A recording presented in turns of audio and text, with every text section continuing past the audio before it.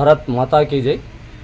వెల్దుర్తి మండలంలోని కొత్తగా ఎన్నికైనటువంటి మండల అధ్యక్షుడు పడిగే దాసు, అతనికి అధ్యక్ష పదవి రాదు అని తెలుసుకొని మెదక్లో ముఖ్య నాయకుడు కాంగ్రెస్ నాయకుని కాలు మొక్కి మరియు జిల్లా అధ్యక్షునికి చెప్పించుకొని అధ్యక్ష పదవి తెచ్చుకున్నాడు.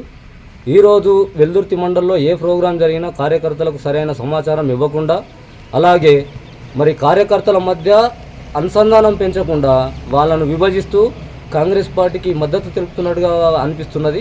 అంతేకాకుండా ఎవరో కొందరు వ్యక్తులు చెప్పిన మాటలు వింటూ అందరూ పార్టీని నాశనం చేస్తున్నట్టుగా అనిపిస్తున్నది.